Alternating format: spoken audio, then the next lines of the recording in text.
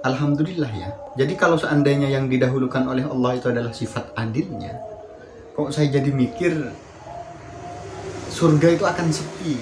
Pendapat di sini mengatakan bahwa al-alam ini akar katanya atau dalam bahasa Arabnya disebut dengan istiqaq.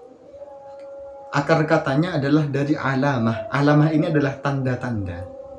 Kenapa disebut berakar kata dari kata alamah atau tanda-tanda? Karena adanya alam raya ini. Bismillahirrahmanirrahim. Assalamualaikum warahmatullahi ta'ala wabarakatuh. Kembali lagi di channel ini, channel Kalam Milenial. Pada kesempatan kali ini kita akan melanjutkan pembacaan atau pengajian kitab Tafsir Jalalain. Dan ini adalah pertemuan kedua kita ya. Melanjutkan dari pembacaan kitab yang kemarin, kita sampai di ayat Bismillahirrahmanirrahim atau ayat pertama dari surah Al-Fatihah. Baik, saya langsung akan membacakan teksnya ya. Qala al-musannif rahimahullahu ta'ala wa nafa'ana bihi wa bi'ulumihi fid daraini amin ya rabbal alamin. Bismillahirrahmanirrahim. Dengan menyebut nama Allah yang Maha Pengasih dan Maha Penyayang. Alhamdulillahi, adapun segala puji ialah hanya milik Allah. Alhamdulillahi jumlatun khabariyatun qusida bihas sana'u ala Allahi bimatmuniha ala annahu ta'ala malikun li jami'il hamdi minal khalqi au mustahiqun li ayyahmaduhu.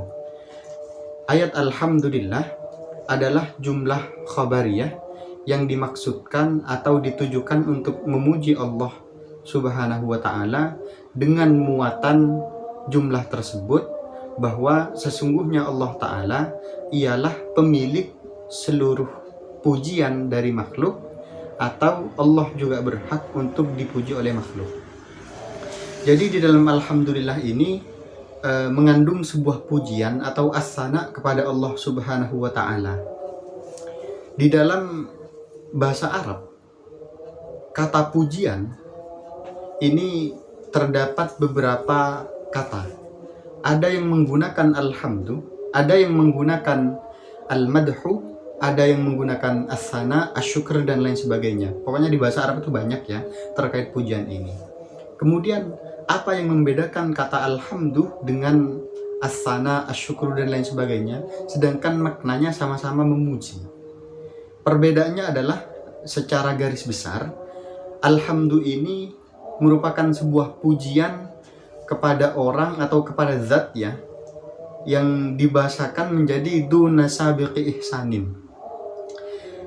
Pujian kepada objek atau katakan pujian kepada orang lain, kalau misalkan tujuannya kepada orang ya, duna sabiqi ihsanin, dengan tanpa ada motif kebaikan sebelumnya.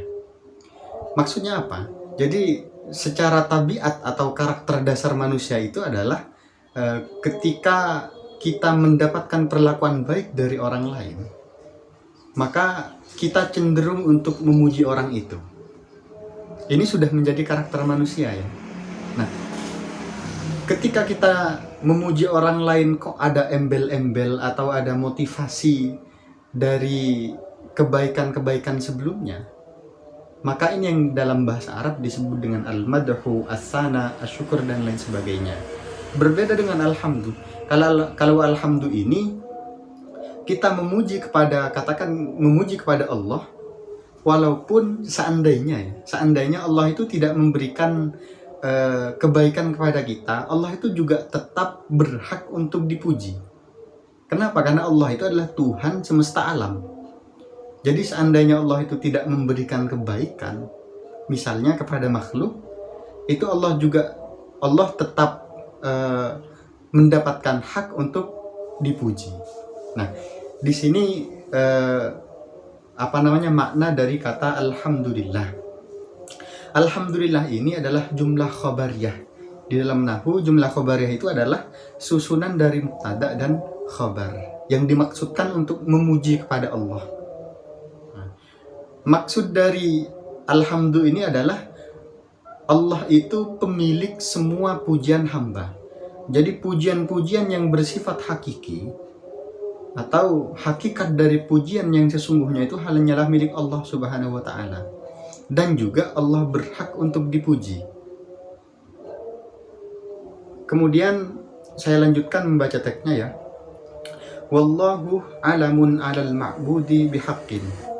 Dan lafaz Allah ini disebut dengan alam dalam bahasa Arab atau nama atas sesuatu atau atas zat yang berhak untuk disembah dengan sebenar-benarnya.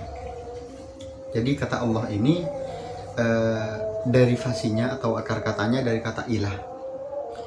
Jadi zat yang berhak untuk disembah dengan sebenar-benarnya.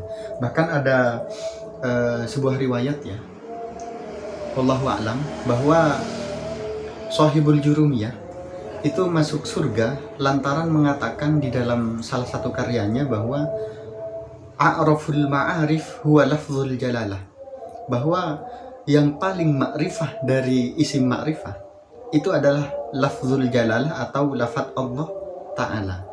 Jadi dengan sebab atau wasilah beliau mengatakan hal demikian, Shahibul Jurumiyah ini masuk surga. Baiklah, saya lanjutkan baca teksnya ya. Rabbil alaminah ay maliki jami'il khalqi minal insi wal jinni wal malaikati wad dawabi wa ghairihim. Kata Rabbil alamin artinya pemilik seluruh makhluk seperti manusia, jin, malaikat, hewan dan lain sebagainya. Wa kullun minha yutlaku alaihi alamun. Dan masing-masing dari yang disebutkan tadi itu disebut dengan alam. Dikatakan yuqalu alamul insi wa alamul jinni ila ghairi dzalik. Dikatakan ada alam manusia, alam jin dan lain sebagainya. Nah, sekarang pada ayat Rabbil alamin. Makna dari Rabbil alamin ini apa? Maknanya adalah Allah lah yang berkuasa penuh atas semua makhluk. Nah, jadi kata al-alamin ini maknanya adalah kullu ma siwallahi. Setiap segala sesuatu selain Allah itu disebut dengan al-alam atau al-alamin. Jadi kata al-alamin ini kebanyakan menggunakan bentuk jamak, yaitu jamak mudzakkar salim ya, dengan ya dan nun. Tapi walaupun ini menggunakan bentuk jamak, ini masih disebut sebagai jam'u qillah atau jamak qillah. Jamak bentuknya jamak tapi juga jamak yang sedikit gitu loh. Dalam nahwu disebut jam'u qillah. Nah, maksudnya apa? Al-alamin ini disebut dengan jamak qillah. Jadi ketika bersanding dengan kata Rabb dan al-alamin disandingkan, walaupun al-alamin ini jumlahnya banyak, ini tidak akan mengalahkan kepada keagungan dari kata Rabb itu sendiri. Makanya al-alamin ini para ulama, sebagian ulama mengatakan bahwa dia disebut sebagai jamak qillah ketika dibandingkan dengan Rabb itu sendiri. Kemudian alam ini, makanya di situ ada alam manusia, alam jin dan lain sebagainya. Saya lanjutkan bacaannya ya. Wa huwa minal alamati li'annahu alamatun ala mujidihi. Kata alam ini berakar kata dari alamah. Alamah ini kenapa disebut alamah atau tanda? Karena alam ini menunjukkan adanya penciptanya. Nah, jadi pendapat di sini mengatakan bahwa al-alam ini akar katanya atau dalam bahasa Arabnya disebut dengan istiqaq. Akar katanya adalah dari alamah. Alamah ini adalah tanda-tanda. Kenapa disebut berakar kata dari kata alamah atau tanda-tanda? Karena adanya alam raya ini atau adanya alam semesta ini menandakan bahwa adanya pencipta. Makanya di dalam tasawuf ketika kita melihat sesuatu, itu yang menjadi tolak ukur keimanan kita adalah, misalkan ketika kita melihat sesuatu yang muncul pertama kali itu adalah Allah, berarti iman kita mulai kuat. Ketika kita melihat bintang di langit, kita melihat gunung-gunung, kita melihat keindahan-keindahan alam dan manusia dan semacamnya, yang terbersit di kepala kita atau di hati kita adalah Allah, itu menunjukkan sebuah keimanan yang kuat. Nah, di sini sesuai dengan yang dikatakan tadi, bahwa alam ini adalah sebuah tanda, sebuah petunjuk akan adanya Tuhan yang menciptakan. Baiklah, saya lanjutkan. Ar-Rahmanir Rahimi ay dzir rahmati wa hiya iradatul khairi li ahlihi. Lafaz atau ayat Ar-Rahmanir Rahim artinya yang memiliki belas kasih. Kemudian makna dari Ar-Rahmah itu apa? Iradatul khairi li ahlihi, keinginan untuk memberikan kebaikan kepada orang yang berhak atau ahlinya. Di sini dilanjutkan terkait tafsir dari Ar-Rahmanir Rahim. Ditafsir oleh musannif, Ar-Rahmanir Rahim ini dimaknai sebagai dzir rahmah, yang memiliki belas kasih. Kemudian pertanyaannya sekarang, rahmah itu apa? Rahmah itu adalah iradatul khairi li ahlihi, keinginan untuk memberikan kebaikan kepada orang yang berhak. Nah, itulah Allah Subhanahu wa ta'ala. Makanya Allah Ta'ala ini ketika mengutus Nabi Muhammad, ini tujuan utama adalah menjadi rahmat bagi seluruh alam. Dengan turunnya agama Islam ini ke seluruh alam menjadi rahmat atau belas kasih. Jadi di dalam adanya kata Ar-Rahman Ar-Rahim ini, Allah itu mengajari kita untuk mendahulukan belas kasih ketimbang yang lain. Lalu kenapa Allah itu menggunakan kata Ar-Rahman dan Ar-Rahim dalam surah Al-Fatihah? Sedangkan Allah itu memiliki banyak nama. Ada Al-Adlu, ada Al-Basir, ada dan lain semacamnya. Kenapa menggunakan Ar-Rahman Ar-Rahim? Karena di dalam banyak kesempatan Allah ini mengatakan bahwa di dalam salah satu ayat, Inna rahmati wasi'at kulla syai', bahwa rahmatku ini meliputi atau mencakup segala sesuatu. Dan di dalam suatu hadis dikatakan inna rahmatallahi sabaqat ghadabahu, bahwa belas kasih Allah itu mendahului dari kemurkaan Allah. Jadi pada saat Allah ini menghakimi manusia, yang dikedepankan oleh Allah ini adalah sifat rahmahnya, sifat belas kasihnya.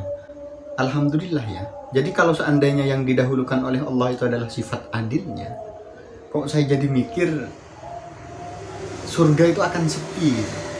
Kenapa? Karena seperti yang dikatakan oleh Rasulullah, bahwa setiap anak Adam ini adalah yang sering melakukan dosa. Ketika watak dasarnya adalah pendosa, kemudian dihakimi oleh Allah dengan sifat adilnya, hanya golongan tertentu saja yang akan masuk surga. Kemudian dengan sifat rahmahnya Allah ini seolah-olah mengajari kita untuk saling berbelas kasih kepada orang lain. Dengan diutusnya Nabi Muhammad diutus untuk menjadi rahmatan lil alamin. Tapi fenomena yang sering kita lihat terutama di Indonesia pada saat ini, kita justru ketika menghakimi manusia seolah-olah kita menuhankan diri, seolah-olah kita yang berhak untuk memberikan justifikasi atau penilaian terhadap orang lain. Ketika orang ini berbeda ritual ibadahnya dengan kita, persoalan kunut, persoalan bismillah, kemudian ini sesat, ini bid'ah, ini kafir dan lain sebagainya, seolah-olah kita sudah memposisikan diri sebagai Tuhan.